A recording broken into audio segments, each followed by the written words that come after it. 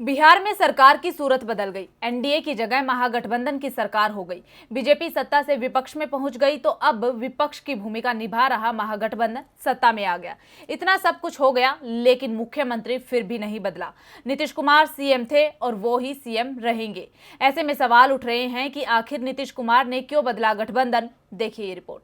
नीतीश कुमार एक बार फिर पलट गए। वैसे इसके संकेत तो रमजान के महीने से ही मिलने लगे थे, जब 22 अप्रैल को राबड़ी देवी के आवास पर हुई रोजा इफ्तार की दावत में नीतीश कुमार पहुंचे थे।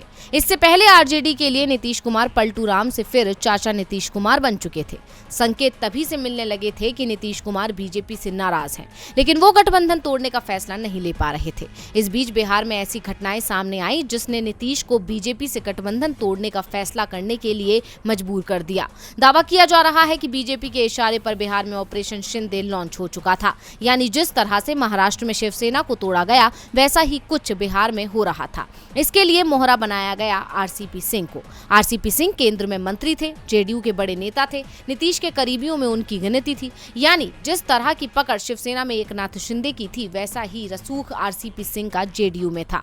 दावा यहां तक किया जा रहा है कि आरसीपी सिंह ने भरोसा दिलाया था कि जेडीयू के 32 विधायक उनके साथ हैं।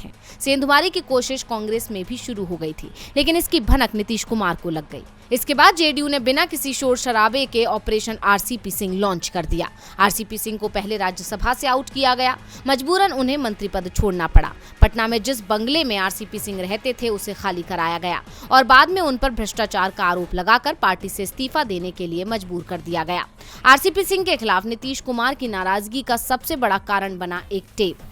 जेडीयू नेता दावा कर रहे हैं कि इस टेप में साजिश की पूरी कहानी छिपी हुई है। जेडीयू के अध्यक्ष ललन सिंह से लेकर नीरज कुमार पत्रकारों के साथ चर्चा में जिस सबूत की बात कर रहे हैं वो ये ही टेप है, जिसमें आरसीपी सिंह और जेडीयू के आधा दर्जन से ज्यादा विधायकों की बातचीत के कैद होने का दावा किया जा रहा है। इसमें पैसों के लेन देन की बात भी की जा रही है, यानी महाराष्ट्र में शिवसेना की तरह जेडीयू को भी तोड़ने की कोशिश शुरू हो गई थी। इस टेप में किस किस विधायक की आवाज है अभी तक ये साफ नहीं हुआ है, लेकिन दावा किया जा रहा है कि इसमें कुछ मंत्री भी शामिल हैं।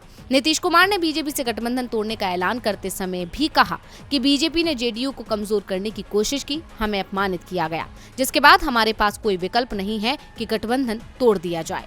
डीवी लाइव की रिपोर्ट।